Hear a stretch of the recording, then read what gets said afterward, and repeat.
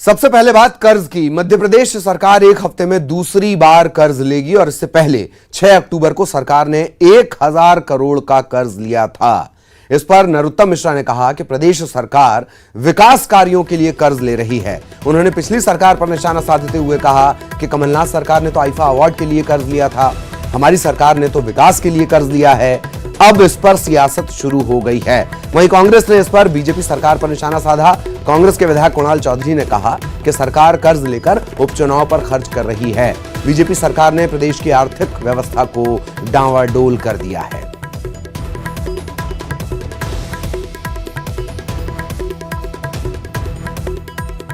दो तरह की बातें, कर्जा तो उनने भी हमसे ज़्यादा लिया और उनकी सरकारें भी हमसे ज़्यादा ले रही, पर ये कर्जा बहुजन हिताय बहुजन सुखाय है।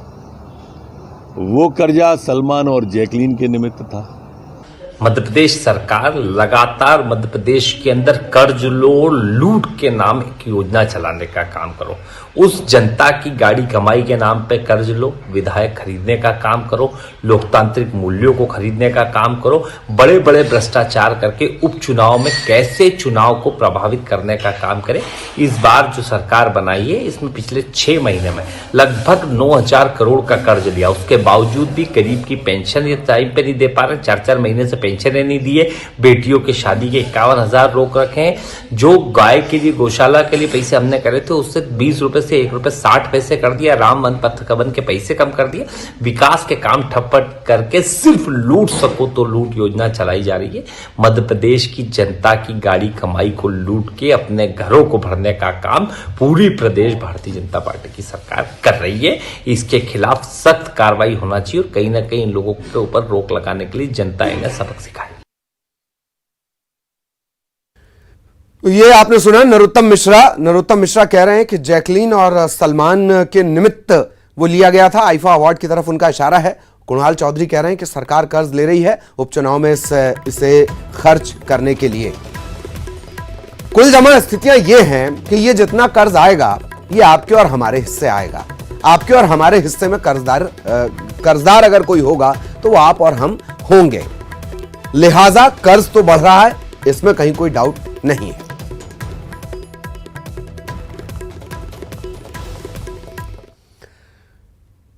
और इधर ज्योतिरादित्य सिंधिया आज आएंगे भोपाल। शाम को वो गुना से भोपाल आएंगे। मुख्यमंत्री निवास पर सीएम शिवराज के साथ उनकी बैठक होनी है।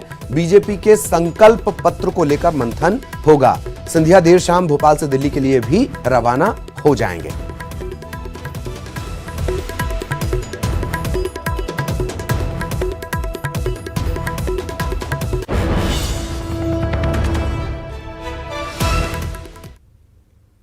इधर शिवपुरी के बहराड़ में बीजेपी प्रत्याशी के लिए वोट मांगते हुए ज्योतिरादित्य सिंधिया ने कांग्रेस पर खूब हमला बोला। बहराड़ में एक विशाल जनसभा को संबोधित करते हुए सिंधिया ने कहा कांग्रेस झूठ का पुलिंदा है और उन्होंने झूठ बोले कौवा काटे। काले कौवे से डरियो का उदाहरण देते हुए खुद को काला कौवा बताया। हम लोग जब बच्चे कि सुरेश ठाकर गद्दार है,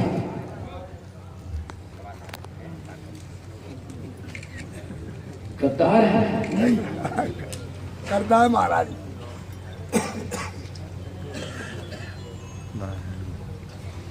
हम लोग जब बच्चे होते थे तो हमारे काका काकी मौसा मौसी सिखाते थे 2 चीजें। पहली चीज झूठ बोले,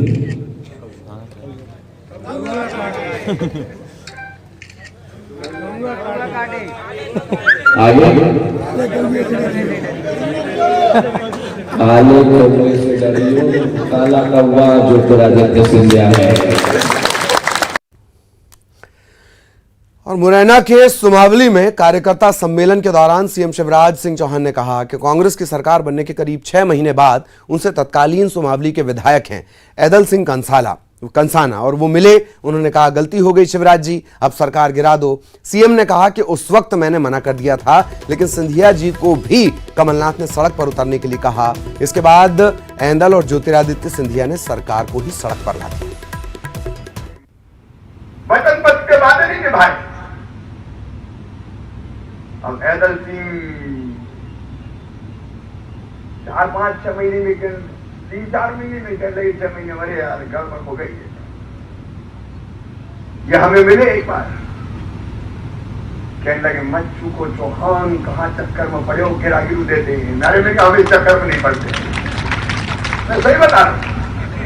फिर मिलने आए मुझे मैं कहा नहीं यार चलाओ बोले अब सेहत नहीं हो रही काम ही नहीं हो रहे कोई जनता की। फिर भी हमने हाँ नहीं भरी बस। और इसके बाद सिंधिया जी ने कहा कि कमलनाथ जी कुछ तो वचन निभा दो भाई बातें पूरे करो। बोले अच्छा तुम क्या कर लोगे नहीं कर रहे तो सिंधिया जी का हम सड़क पर उतर जाएंगे का उतर जाओ देख लेंगे। तो सिंधिया जी और राजेंद्र सिंह ऐसे सड़क पर उतरे कि सरकार परमानेंट ही सड़क पे आ गई। अरे यहाँ ने तो सोची नहीं। जब सरकार सड़क पे खूब मनाया पहले पूछ रही तो दरवाजे नहीं खोल रहे थे। फिर कहने लगे अरे एक बार तो आ जाओ प्रेम पत्र लिखे दिग्विजय सिंह जी ने मेरा प्रेम पत्र पढ़ के तुम नाराज ना होना। लिख के बुला रहे हैं आ जाओ।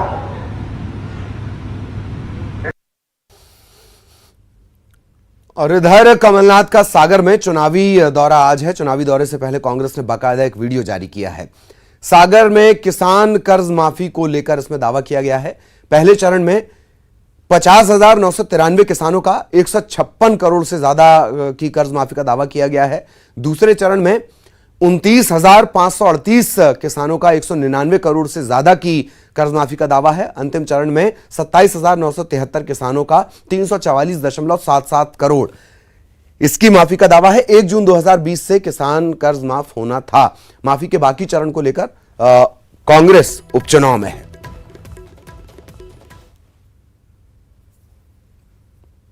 99 करोड़ 58 लाख रुपए का कर्ज माफ, वही तय अंतिम।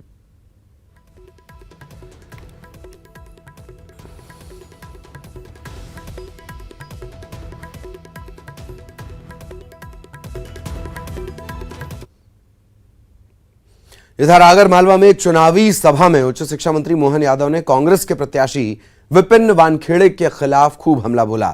उन्होंने कहा कि विधायक इसलिए नहीं होता कि वो सरपंचों का शिकार करे, अगर शिकार करना है तो जंगल में जाओ। उन्होंने यादव समाज की धर्मशाला तोड़ने को लेकर भी जो मोहन यादव हैं उन्हें तीखा हमला बोला।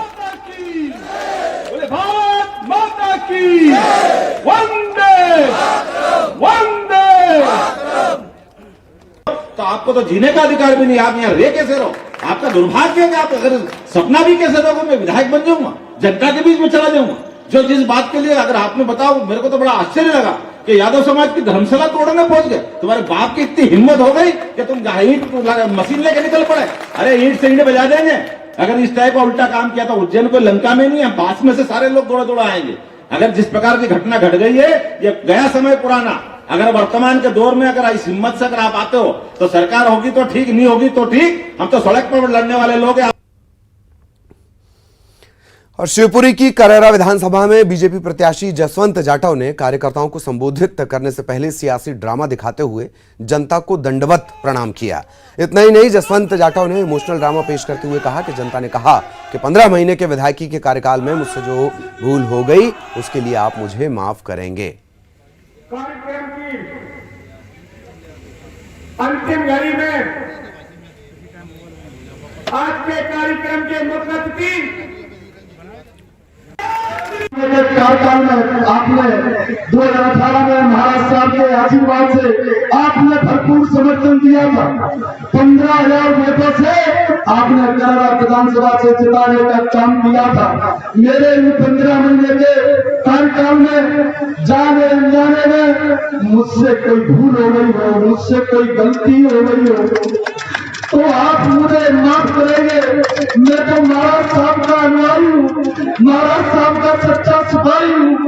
मेरी तरफ तो नहीं लेकिन एक तरफ जैसे एक आदेश का पालन जसवंत जाटव ने किया है और जीवन के पिता आदेश का पालन करता रहूंगा। आप लोगों की सेवा में मैं निरंतर लगा रहूं। मुझसे कोई भूल ना हो पाए, मुझसे कोई चूक ना हो पाए, आगामी जीवन में मैं भरोसा करूंगा। इधर सागर के सुर्खी विधानसभा के जैसी नगर में जहां कांग्रेस प्रत्याशी पारुल साहू कार्यकर्ताओं के घर पहुंची, अपने हाथ से खाना बनाया। कांग्रेस प्रत्याशी पारुल साहू अपने हाथ से बना खाना कार्यकर्ता को, पूरे परिवार को भी उन्होंने खिलाया, खुद भी खाना खाया। कांग्रेस की पारुल साहू और आज पूर्व मुख्यमंत्री कमलनाथ की यहां सभा भी होने वाली है। तैयारियों का जायजा लेने के लिए वो जैसी नगर पहुंची हुई थी। जी आ गए पहले जी हमें दिखाने कितने मिनट 3:30 बोलना यहाँ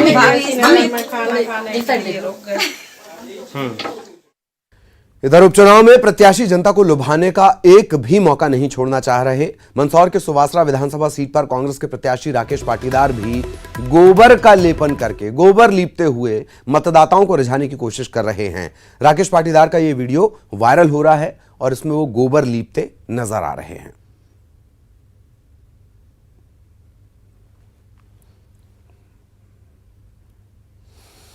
ग्वालियर में कंप्यूटर बाबा ने साधु संतों के साथ कबड्डी खेली। कंप्यूटर बाबा लोकतंत्र बचाओ यात्रा को लेकर ग्वालियर पहुंचे। वहीं कंप्यूटर बाबा ने कबड्डी के बहाने चुनाव में खड़े सिंधिया को सबक सिखाने का दावा किया। दाव तैयार कर रहे हैं और जनता चूंकि हमारे साथ है, जनता को समझ में आ गया है कि ये गद्दार हैं, इन्होंने गद्दारी की है, हमारी वोट को बेचा है और 25, 35, 50, 60 करोड़ में बेचा। और यहां रुकेंगे एक ब्रेक के लिए। ब्रेक के बाद बिग ब्रेकिंग, तेल से भरा टैंकर, धार से हम बड़ी खबर आपको बता रहे हैं। तेल से भरा टैंकर बेकाबू होकर पलट गया है। इस टैंकर में खाद्य तेल भरा हुआ था और उसके बाद जैसे ही ये पलटा, लोग बर्तनों में भर भर कर तेल ले गए। पुलिस ने मौके पर पहुंचकर लोगों को हटाया है। ड्राइवर, क्लीनर मामूली रूप से घायल है। तिरला गांव के पास की ये पूरी घटना है। लेकिन जो लोगों का आमतौर पर रवैया नजर आता है, माल मुफ्त दिले बेरहम। जैसे ही खाना बनाने के तेल का ये टैंकर पलटा, लोग अपने अपने घरों से डब्बा, बाल्टी, इस तरीके का सामान लेकर पहुंचे और तेल भर भर कर ले जाने लगे। तेल से भरा टैंकर बेकाबू होकर पलटा और इसके बाद लोगों का गैर जिम्मेदार रवैया। ये तस्वीरें आप देख रहे हैं टैंकर पलटने के बाद। हालांकि जो ड्राइवर और क्लीनर थे, मामूली चोट उन्हें आई थी, लेकिन टैंकर पलटने के बाद जगह जगह से इसमें से तेल का रिसाव होने लगा। लोग बर्तनों में भर भर कर तेल ले गए। खाद्य तेल, खाना बनाने का ये तेल था।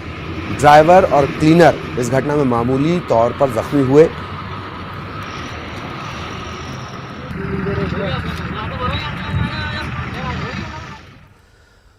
और इधर आगर मालवा में कंटेनर ने 2 बाइक को टक्कर मार दी है। टक्कर के बाद कंटेनर बेकाबू होकर पलट गया। हादसे में कंटेनर के नीचे एक युवक दब गया। कड़ी मशक्कत के बाद उसे भी सुरक्षित निकाल लिया गया। हालांकि 4 युवक गंभीर रूप से घायल हैं। सभी घायलों को प्राथमिक इलाज के बाद उज्जैन के लिए रेफर कर दिया गया है। घटना के बाद कंटेनर का स्टाफ मौके से फरार हो गया। आगर सुसनेर रोड पर यह हादसा हुआ है। कोतवाली पुलिस हादसे की जांच में जुटी हुई है।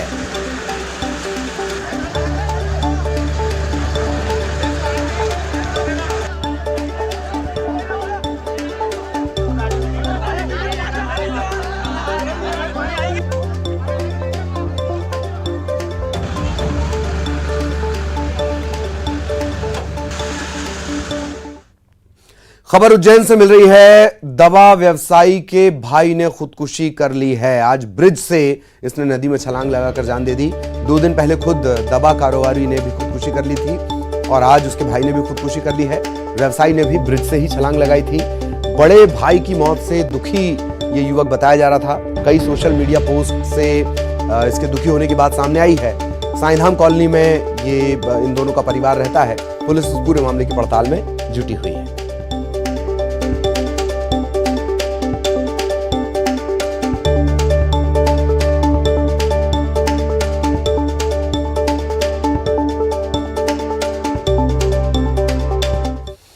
इधर कटनी ऑर्डिनेंस फैक्ट्री में अपने सीनियर अधिकारी को गोली मारने के 36 घंटे बाद आरोपी जवान ने फैक्ट्री के अंदर ही आत्मसमर्पण कर दिया।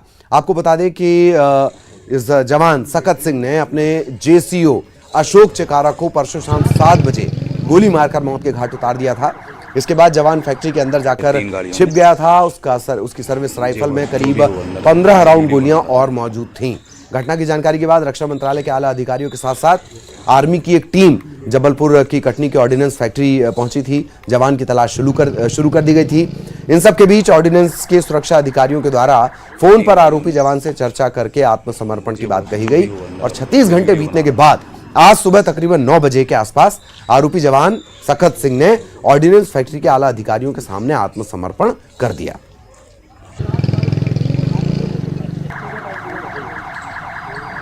तीन गाड़ियों में जेसीओ थे हमारे श्री अशोक चिकारा जी, जिनका नाम श्री सकत सिंह था। उन्होंने गोली मार दी थी और उनकी वहीं पे स्पॉट डेथ हो गई थी। अभी वो उसी दिन से फरार चल रहे थे अपने गन के साथ। आज मॉर्निंग में करीब 9:50 AM के लगभग में उन्होंने गन के साथ आत्मसमर्पण कर दिया है और उनसे अभी बातचीत चल रही है और जो भी कार्रवाई है पुलिस और आर्मी दोनों की दोनों अपने कर रहे हैं। तो हत्या का आरोपी सखत सिंह और अब उसने आत्मसमर्पण कर दिया है। वारदात के तकरीबन 36-37 घंटे बाद इसने सरेंडर किया है। अपने अधिकारी को इसने गोली मार दी थी और इसके बाद ये ऑर्डिनेंस फैक्ट्री के अंदर ही जाकर छिप गया था। चूंकि इसके पास जो राइफल था उसमें गोलियां बाकी थी, कई राउंड की गोलियां बाकी थी। यही वजह है कि इसका आत्मसमर्पण करना बेहद जरूरी था। वीडियो बना रहा था। इंदौर के चंदन नगर थाना इलाके में देर रात घर में घुसकर बदमाशों ने पिता पुत्र पर जानलेवा हमला बोल दिया। इस हमले में घायल अभिषेक नामक युवक की मौत हो गई और उसके पिता का इलाज अभी भी चल रहा है। बताया जा रहा है कि कल देर रात अभिषेक घर में खाना खा रहा था। इस दौरान उसके घर की बिजली बंद हो गई और ताबड़तोड़ कुछ बदमाश उसके घर में दाखिल हुए। बदमाशों ने अभिषेक पर हमला बोल दिया। अभिषेक को बचाने के लिए जब उसके पिता आए तो पिता पर भी जानलेवा हमला इन बदमाशों ने कर दिया। इलाके के लोगों ने दोनों घायलों को इलाज के लिए भर्ती कराया, लेकिन देर रात अभिषेक की मौत हो गई। अभिषेक मजदूरी कर अपने परिवार की जीविका चलाता था। हमलावरों की पहचान अब तक नहीं हो पाई है। पुलिस ने हत्या का मामला दर्ज कर बदमाशों की तलाश तेज कर दी।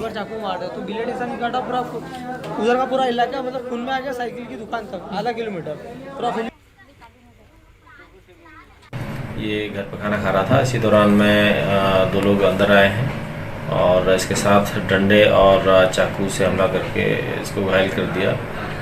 जिला अस्पताल में इसको इलाज के लिए भेजा गया, जहाँ से रेफर एमआईएच के लिए कर दिया गया। अभी सूचना मिली है कि उसकी मृत्यु हो गई है। इसमें प्रकरण दर्ज किया जा रहा है और आरोपियों की तलाश की जा रही है। इधर जबलपुर से लाडगंज थाने में पदस्थ प्रधान आरक्षक अभय ओझा की कोरोना से उपचार के दौरान मौत हो गई है। 8 अक्टूबर को सिटी हॉस्पिटल में इन्हें भर्ती किया गया था।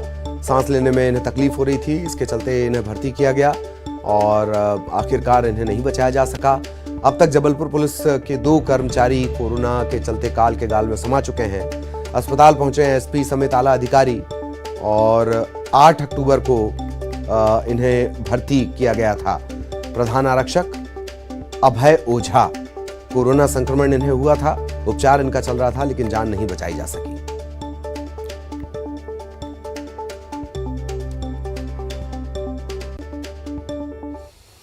और प्रचार की जंग लगातार जारी है। पूर्व सीएम कमलनाथ सागर पहुंच चुके हैं। आज सुर्खी में वो पारुल साहू के पक्ष में प्रचार करने वाले हैं। तो आपको बता दें, बड़ा अपडेट, पूर्व सीएम कमलनाथ सागर पहुंचे हुए हैं। आज सुर्खी विधानसभा क्षेत्र में जो प्रत्याशी हैं पारुल साहू, पुरानी भाजपा नेता और अब कांग्रेस के बैनर तले चुनाव लड़ रही हैं, उनके पक्ष में कमलनाथ प्रचार करेंगे।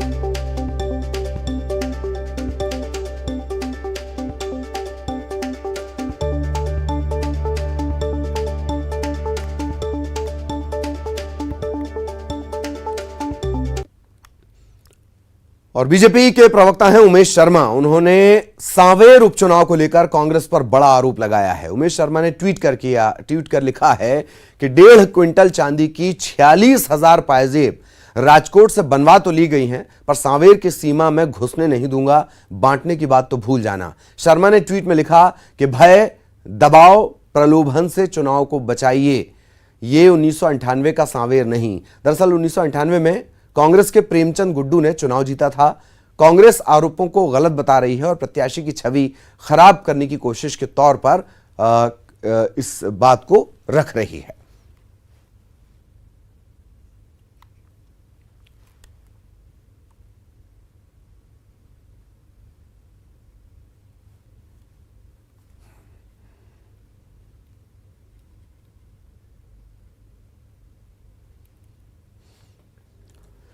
और इधर शहडोल रेंज के एडीजी जी जनार्दन और कबाड़ कारोबारी के बीच लेन देन का एक कथित ऑडियो वायरल हुआ है।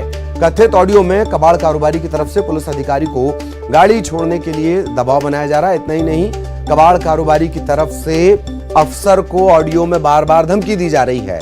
गाड़ी नहीं छूटी तो लेन देन के जो सभी ऑडियो वीडियो हैं वो उन्हें ऊपर तक पहुंचा देंगे, ऊपर तक शिकायत करेंगे। अचरज की बात यह कि एडीजी स्तर का अधिकारी और खामोशी से सुन रहा है। एडीजी पुरुषोत्तम शर्मा आपको याद होंगे, इससे पहले वो विवादित हुए। इसके अलावा मधु कुमार से इस सिलसिला शुरू हुआ। हनी ट्रैप के तो अभी तक ऑडियो वीडियो बाहर ही नहीं आए हैं।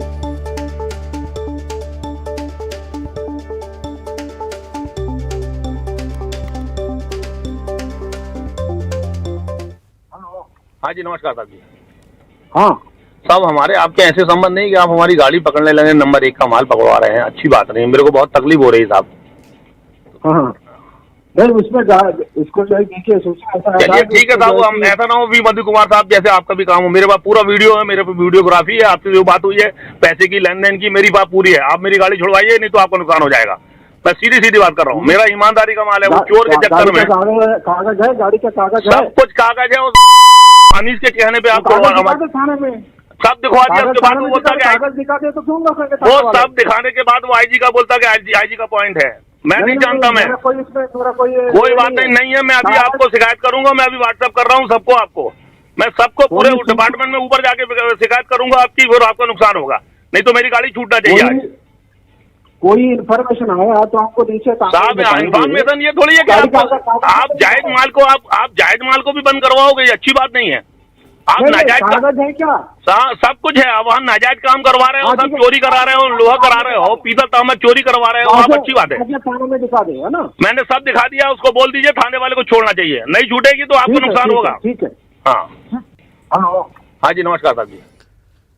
और इसी के साथ इस बुलेटिन में इतना ही। नमस्कार।